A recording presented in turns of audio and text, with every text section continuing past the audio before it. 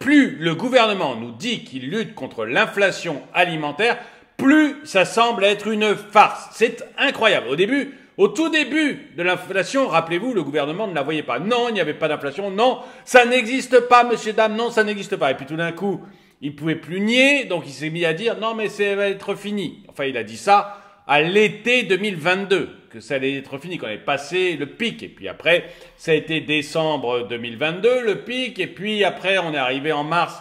Et là, on a inventé le panier anti-inflation, qui était juste de coller des étiquettes sur les promos que pouvaient faire les différents distributeurs. D'ailleurs, Leclerc a montré clairement, parce que lui ne participe pas à ce panier anti-inflation, a montré clairement qu'il arrivait à avoir des prix aussi bons, voire meilleurs que les autres, sans le panier anti-inflation de l'État. Donc c'était vraiment de la rigolade et des étiquettes collées sur des promotions. Et puis quand ça s'est vu, le gouvernement a dit non, mais je vais obliger les industriels à aller discuter avec les distributeurs. Puis il a un peu changé son discours en disant non mais je les invite à... On n'obligeait plus, on a invité les industriels à discuter avec les distributeurs. Et on a continué à nous dire, que ce soit Olivier Grégoire ou Bruno Le Maire, ils sont en train de discuter, il y en a plusieurs dizaines, plusieurs centaines qui discutent.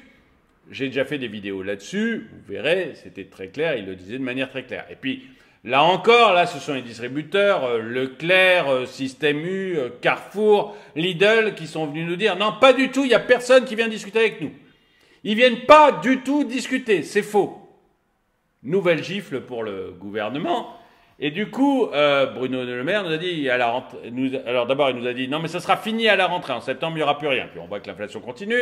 Donc là, il nous dit, non mais je vais les obliger maintenant, je vais faire du name and shame, ils vont être obligés d'aller discuter. Et puis, je vais avancer les dates de discussion.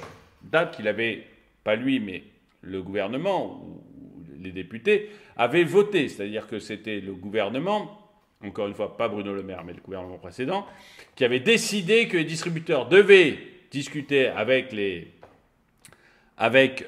industriels d'octobre à mars. Voilà, c'était obligatoire.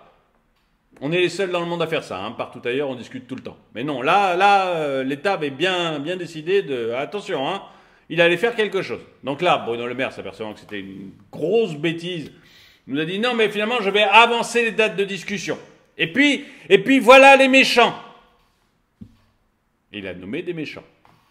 Il a changé, pas encore par la loi, hein, parce qu'entre le moment où il parle et le moment de la réalité, il se passe du temps. Hein. Mais il a décidé de changer les dates. Et là, c'est le patron d'Unilever, un des méchants, qui vient mettre à son cours une bonne baffe au gouvernement pour leur expliquer comment ça marche. Vous allez voir tout ça. Avant, un petit disclaimer que je mets maintenant devant mes vidéos pour expliquer ce que je fais. Inflation. Accusé par le gouvernement de ne pas jouer le jeu, le patron d'Unilever se défend. Épinglé, bien sûr, si vous n'êtes pas abonné, excusez-moi, j'oublie les choses tellement je m'emporte. Évidemment, si vous n'êtes pas abonné, eh bien, je vous suggère de le faire et puis cliquez sur la cloche pour être prévenu lorsque je sors une nouvelle vidéo. Épinglé par le groupement aux côtés de Nestlé et PepsiCo, l'industriel Unilever, qui détient notamment les marques Amora, Dove, Sun, Magnum, Carte d'Or, s'est défendu. Je vous rappelle, j'avais fait une vidéo il n'y a pas longtemps où je ne parlais pas d'Amora, de Dove et de Sun. Par contre, je parlais de Magnum et de Carte d'Or qui ont fait de la shrinkflation. Carte d'Or et Magnum ont diminué les portions sans diminuer le prix. Alors, et j'ai pas, moi, constaté, alors peut-être que vous allez me dire le contraire, je vous invite à me le dire, j'ai pas constaté, j'ai acheté des Magnum, et j'ai pas constaté que sur la boîte, il y avait quoi que ce soit d'écrit sur la diminution des portions. C'est-à-dire que c'est exactement la même boîte, enfin, de ce que j'ai vu, hein, honnêtement, si l'un d'entre vous a vu un changement, qu'il me le mette, hein, moi je veux être honnête, hein, je vous dis ce que j'ai vu. C'était la même boîte, mais il y avait 10% de moins sur la taille des Magnum. Imperceptible quand vous l'achetez. Il faut aller regarder le poids, le grammage, mais ce que personne ne fait quand vous achetez depuis des années le même produit. Donc, voilà. Le Magnum, ça fait des années que j'en achète, le Magnum blanc, pour ceux qui veulent connaître mes références. Et forcément, à chaque fois que j'achète une boîte de Magnum, je ne vais pas regarder le grammage. Bon, si vous ne regardez pas le grammage, vous faites rouler. Et carte d'or, j'avais montré que c'était la même chose sur beaucoup de cartes d'or. Donc, voilà, la shrinkflation, je trouve que quand même c'est un truc un peu qui n'est pas interdit, qui n'est pas illégal, mais qui devrait l'être, parce que ça trompe le consommateur. Et le but, alors, bien sûr, ils vont nous dire non, hein, bien sûr, ils vont dire mais pas du tout, monsieur. La réalité, c'est qu'on espère que le consommateur ne va pas aller vérifier le grammage et qu'il va acheter sans vérifier et sans comprendre que ça a baissé. Voilà, c'est ça la vérité. Sinon, on mettrait une petite étoile, nouveau grammage. Et moi, d'ailleurs, je pense que ça devrait être obligatoire, dites-moi ce que vous en pensez dans les commentaires, mais obligatoire, sur le paquet, si le paquet ressemble à l'ancien paquet, de mettre nouveau grammage. Pour que tout le monde comprenne qu'en fait, on n'a pas du tout le même poids de produit. Bon, voilà, je ne vais pas refaire la vidéo parce que j'ai fait une vidéo assez longue là-dessus, où je montrais toutes les marques qui faisaient de la shrinkflation. Donc, Unilever en faisait partie. Unilever riposte. Alors que l'industrie... Et c'est une des raisons pour lesquelles je fais cette vidéo, excusez-moi encore, c'est une des raisons pour lesquelles je fais cette vidéo, c'est que moi, personnellement, je les ai mis en cause dans une vidéo, justement sur la shrinkflation. Et donc, je trouvais ça normal aussi qu'ils puissent, alors là, c'est évidemment pas à moi directement qui s'adresse, hein, mais qu'ils puissent dire, lui, ce qu'il en pensait et pourquoi il avait fait ça, etc. Unilever riposte. Alors que l'industriel fait partie des groupes accusés par le gouvernement de ne pas jouer le jeu, pour engager des baisses de prix, le patron de sa filiale française a décidé de se défendre pour la première fois ce mercredi dans les colonnes du Figaro. Si le gouvernement estime que nos prix n'ont pas baissé en rayon dans tous les... Excusez-moi. Si le gouvernement estime que nos prix n'ont pas baissé en rayon dans les tout derniers mois, il a raison, a admis Nicolas Liabeuf. En revanche, il dément catégoriquement ne pas avoir été affecté par l'inflation ou, pire encore, en avoir profité. S'il considère que nous avons augmenté nos marges de... Ça m'agace, c'est plus qui chante. S'il considère que nous avons augmenté nos marges depuis 2 ans et que nous n'avons pas pris notre part pour amortir le choc inflationniste, il a objectivement tort, a-t-il lancé. Il a même affirmé avoir consenti des efforts considérables. J'ai obtenu du siège mondial d'Unilever les moyens de faire un effort pour aider les consommateurs français à passer le cap de l'inflation, a-t-il garanti au quotidien. Il a tout de même évoqué la nécessité de trouver un équilibre entre la satisfaction du consommateur, la préservation des volumes produits dans nos 3 usines françaises et un niveau de prix nous permettant de préserver les équilibres financiers de notre filiale. Voilà, moi j'ai pas de problème avec ça. Moi je vous dis, hein, moi ce qui m'a gêné avec Magnum, avec carte d'or, c'est la shrinkflation. Et l'impression qu'on me prend pour un imbécile. Voilà, on diminue les volumes sans m'en avertir et en faisant en sorte que je ne puisse pas le voir, sauf à aller chercher le grammage. Mais encore une fois, quand vous achetez la même boîte de carte d'or depuis 10 ans, vous n'avez pas vérifié le grammage. Si elle ressemble à l'ancienne, vous ne vérifiez pas le grammage. C'est-à-dire que si le packaging change, que vous allez regarder combien ça pèse. Donc, limite. Mais sinon, oui, voilà, il y a cette situation du consommateur, il faut préserver les volumes pour les usines, sinon elles ferment, on est bien d'accord, et puis il faut les équilibres financiers de la filiale, pas de problème là-dessus. Un besoin de visibilité sur les coûts pour négocier les prix. Et donc là, on va rentrer sur l'idée qu'avait Bruno Le Maire de dire on va avancer les négociations. Moi, mon point de vue, c'est qu'il faut laisser les gens négocier toute l'année. Ce n'est pas à l'État de décider quand commencent et quand finissent les négociations. Vous savez, les produits marque Leclerc ou de la marque Auchan ou de la marque Carrefour, hein, les produits distributeurs. ils sont négociés toute l'année. C'est-à-dire, Leclerc, Auchan, Carrefour, toute l'année, négocient avec des sous-traitants qui, mais toute l'année, voilà, tout au cours de l'année, négocient avec des sous-traitants pour avoir tel volume de glace, tel volume enfin des différents produits, quoi. Et contre tel prix. Ils négocient absolument toute l'année. Pourquoi ce n'est pas possible avec Unilever, avec Coca-Cola, avec Nestlé? Pourquoi l'État a-t-il décidé que pour Unilever, Coca-Cola, Nestlé, enfin je veux dire les marques, ça ne serait pas possible? Je pourrais situer Bonduelle ou Sopiquet, hein, j'ai pas de... Pourquoi ça ne serait pas possible?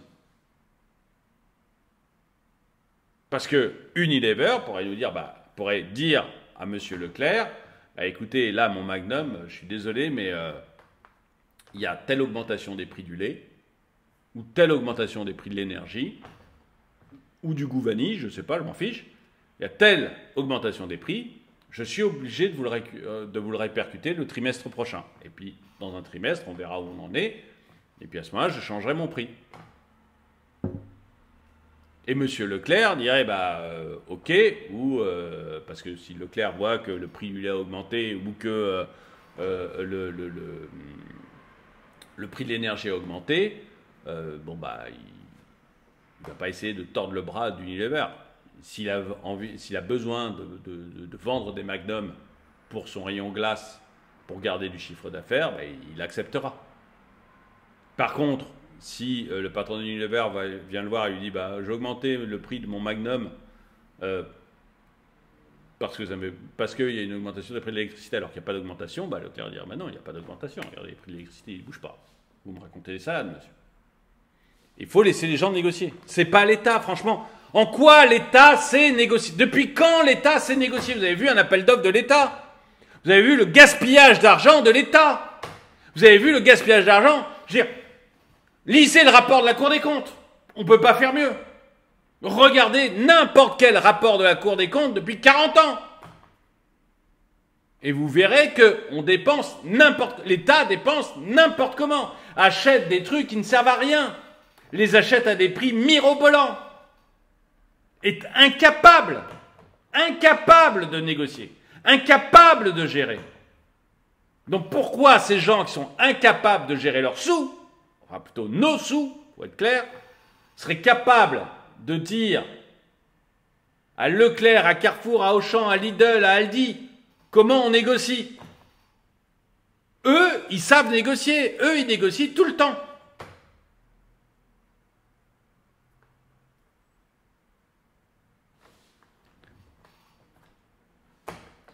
Là, je trouve que vous voyez, il y a un dicton, je ne sais pas si vous le connaissez, mais il s'applique vraiment dans le cas. Vous voyez, vous avez un gouvernement. Je ne vais pas aller ad nominem, je ne vais pas citer Bruno Le Maire, je ne vais pas citer Olivia Grégoire, parce qu'ils sont tous pareils en fait. Donc un gouvernement qui dit à Leclerc, à Auchan, à Carrefour, à Lidl, à Intermarché, à Système U, à Aldi, comment faire leur métier. Des lions guidés par un âne. Voilà, des lions guidés par un âne. C'est vraiment ça. Je trouve que cette expression colle parfaitement à la situation. Un âne qui est incapable de gérer ses finances. Tous les rapports de la Cour des comptes le disent, c'est pas moi qui fais de l'État bashing. Regardez n'importe quel rapport de la Cour des comptes. Un âne incapable de gérer ses finances va voir des entreprises qui se battent tous les jours sur les prix, qui passent leur temps à se battre sur les prix, et qui sont rentables, pour leur dire comment faire des négociations. Moi, je trouve ça complètement dingo. Complètement dingo. Et je trouve encore plus dingo qu'on y croit. Alors, si vous y croyez, dites-le moi. Si vous avez des bons arguments, dites-le moi dans les commentaires. Parce que moi, je trouve ça encore plus fou qu'on puisse y croire. Le besoin de visibilité sur les coûts pour négocier les prix. Donc, on revient sur l'histoire de la négociation des prix, imposée, avec des dates imposées par l'État. Lui qui négocie si bien. Pour preuve, selon lui, Unilever France a absorbé plus de 130 millions d'euros de surcoûts sur les 250 millions que la filiale a subis en raison de l'inflation. Donc, discours d'Unilever, j'ai absorbé beaucoup de surcoûts, qui dit 130 millions sur les 250 millions. J'ai pas moyen de vérifier, donc je vais le croire sur parole. Mais j'ai absorbé beaucoup de surcoûts et j'ai pas fait de profit exagéré. Bon. Il assure ainsi une baisse de sa marge en 2022 et au premier trimestre 2023. À contre-courant, avec les consignes du gouvernement, le président d'Unilever France a expliqué avoir opté pour des promotions plutôt que des baisses de prix, estimant qu'elles étaient plus utiles aux ménages modestes. Et quand je vous disais que ce panier anti-inflation, c'était en fait des logos mis sur des promos, je pense que c'est le cas. Je pense que... Alors, est-ce que c'est mieux pour les ménages les plus modestes d'avoir des promos plutôt qu'une baisse des prix? C'est-à-dire que pendant quelques mois ou quelques semaines, la marque va faire d'énormes efforts sur son prix. Ou, d'ailleurs, le gouvernement va arrêter ça. Vous avez vu, enfin, j'ai fait une vidéo là-dessus aussi. Ça va être interdit maintenant de faire des promos au-delà de 36%. Pourquoi ? Parce que l'État est un génie de la gestion. Alors c'est un député qui a fait voter ça, hein, mais comme ce sont des génies de la gestion, hein, puisqu'ils gèrent extrêmement bien, ils trouvent que les industriels ne devraient pas vous faire des remises du type un paquet offert, un paquet acheté, un offert. Non. Ah non. Non. 30% pas plus. 34% pas plus. Parce qu'ils sont suffisamment géniaux pour avoir calculé le 34%. Ça, c'est le bon chiffre. Alors, je ne sais pas, peut-être que le député a 34 ans, peut-être que son fils venait juste d'avoir les 34 ans quand il a fait voter la loi, ou il se dit, 34, c'est un tiers arrondi au supérieur. C'est 33,33 arrondi au supérieur. Peut-être, je ne sais pas. Enfin, c'est 34, ça sera plus 60%. Bon. Mais peu importe. Donc, Unilever, lui, pense que c'est mieux de faire des grosses promotions, type un paquet offert pour un paquet acheté, plutôt que de vous baisser vos prix de 5% toute l'année. Donc, faire plutôt des énormes promotions de 50% sur une durée limitée que baisser le prix sur toute l'année. Et que ça serait plus utile aux ménages modestes, dites-le moi dans les commentaires. Moi, j'ai pas d'avis. Là-dessus, j'ai aucun avis. Dites-moi dans les commentaires si vous préférez avoir une énorme promo, mais ça va être interdit bientôt. Hein. Interdit par l'État. Hein. Je vous dis, ces gens-là, j'avais pris l'exemple du papier toilette, c'est-à-dire que ces gens-là vont jusqu'à contrôler vos achats de papier toilette, quoi. Ils vont jusqu'à contrôler vos achats de papier toilette. C'est dingue. Mais bon, ok. Mais donc dites-moi dans les commentaires si vous pensez que effectivement c'est mieux d'avoir une 5% de baisse toute l'année plutôt que des grosses promos de 50% de baisse sur quelques semaines. Dites-moi ce que vous en pensez. Le patron d'Unilever, lui, il pense qu'il vaut mieux des grosses promotions de temps en temps. Quant aux baisses de prix que cherche à provoquer le gouvernement en avançant de 3 mois les négociations, le dirigeant n'y croit pas. Non seulement il sera compliqué de chambouler le calendrier, affirme-t-il, arguant un besoin de visibilité sur les coûts comme l'énergie ou les matières premières.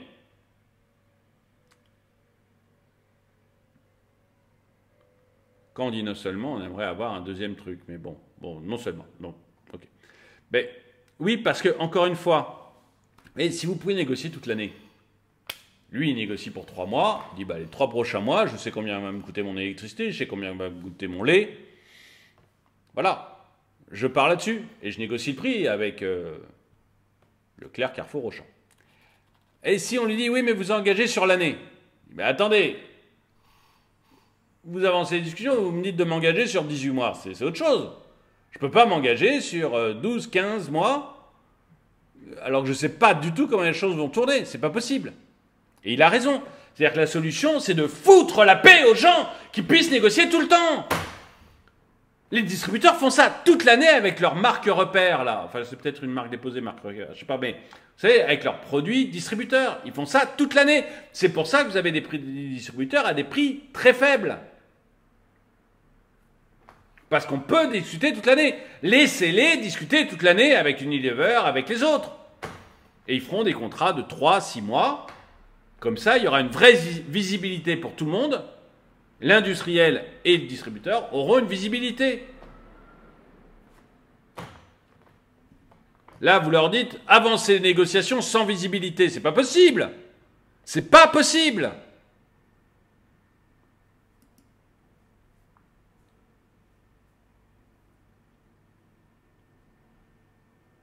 Avec des prix de l'énergie qui varient tout le temps en ce moment, qui n'arrêtent pas de bouger. C'est pas possible. Les matières premières agricoles, le riz est au maximum. Bon, il n'y en a pas dans les glaces Magnum, on est d'accord, mais vous voyez, c'est pas possible. Voilà. Je ne suis pas sûr que l'on voit beaucoup de baisse des prix dans les réunions à la suite des renégociations à venir. Je peux même vous dire qu'il annonce des hausses de prix. Il annonce que l'inflation va continuer, clairement. Le discrédit sur toute la filière. Il estime tout d'abord que la hausse des prix, bien que moindre forte... Ah pardon, excusez-moi. Il estime tout d'abord que la hausse des prix, bien que moins forte, se poursuivra un peu en 2024, en raison notamment de la tendance à la hausse persistante sur certains produits comme le sucre, les œufs et le lait. Donc, l'inflation va continuer. Moins forte, mais elle va continuer. Il est très compliqué de baisser nos tarifs alors qu'ils n'ont pas assez monté ni en 2022, ni en 2023, ajoute-t-il. C'est aussi la méthode employée par le ministre que Nicolas Liabeuf veut dénoncer. Le name and shame jette le discrédit sur toute la filière, prévient Nicolas Liabeuf. Cela n'aura qu'un effet, rendre les consommateurs suspicieux et accélérer le mouvement de déconsommation déjà visible dans les rayons, a-t-il déploré. Je ne sais pas de quoi il va parler, on va le découvrir ensemble, mais moi je suis suspicieux. Encore une fois, dites-moi si je me trompe dans les commentaires, mais sur les paquets de cartes d'or, sur les paquets de Magnum, tu n'as pas changé tu n'as pas indiqué clairement que ça changeait de grammage. Tu m'as vendu le même paquet avec moins à l'intérieur. Et je m'en suis aperçu parce que je lis la presse. Alors oui, je suis suspicieux sur mes Magnum. Parce que une des choses qui faisait que j'aimais bien les Magnum, c'était la taille du Magnum. Donc oui, je suis suspicieux.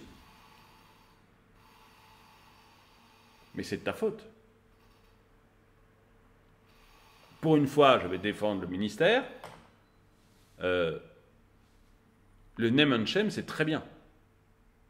À mon avis, c'est très bien. Et si je suis suspicieux, c'est pas à cause du ministre, c'est à cause de vous. Parce que vous avez essayé de me rouler. Vous pouvez dire non, j'ai pas essayé de vous rouler, pas du tout, gna gna gna. Ok, parole de marketing, mais moi j'ai eu l'impression que vous essayez de me rouler. Donc je deviens suspicieux. Les gens ne sont pas suspicieux parce que Bruno Le Maire leur dit d'être suspicieux. Ils sont suspicieux parce qu'ils ont découvert que c'était pas joli toujours. Une stratégie qui représente selon lui un danger pour tous les acteurs, y compris les distributeurs. Mis bout à bout, ces éléments créent un climat peu propice à l'investissement. C'est en tout cas le message d'avertissement à peine voilé que l'industriel a voulu envoyer au gouvernement. Le siège mondial d'Unilever est sensible à l'attractivité des différents marchés où il est présent, a souligné le patron de la filiale tricolore, qui cherche à lancer une nouvelle ligne de production dans les usines implantées en France.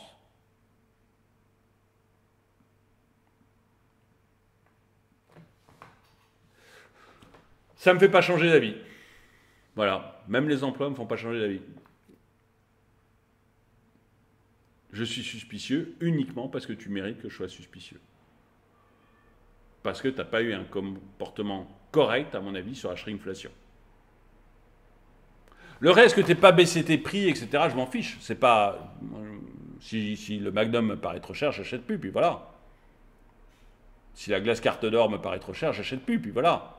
Même chose pour Nutella, Coca-Cola et les autres. Donc que tu n'aies pas baissé tes prix, je t'en veux pas. que tu mettes moins de produits, là je t'en veux. Là je t'en veux parce que tu mets moins de produits sans m'en avertir. C'est pas du tout la même chose.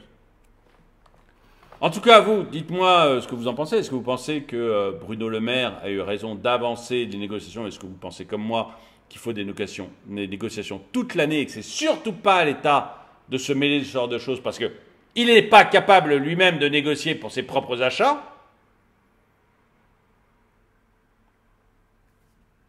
Est-ce que vous pensez qu'on a raison d'être suspicieux avec des marques comme Unilever, Coca-Cola, etc., Nestlé, le groupe PepsiCo, etc., qu'on a raison d'être suspicieux avec eux parce qu'ils nous ont montré quand même, notamment avec la shrinkflation, que parfois ils essayaient de nous carotter un peu?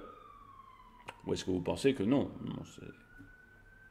la shrinkflation, c'est parfaitement normal? Dites-le moi dans les commentaires. En tout cas, merci d'avoir regardé cette vidéo. Mettez-lui un pouce vers le haut, commentez-la, partagez-la. Merci à tous ceux qui soutiennent la chaîne. Et moi, je vous dis à très bientôt.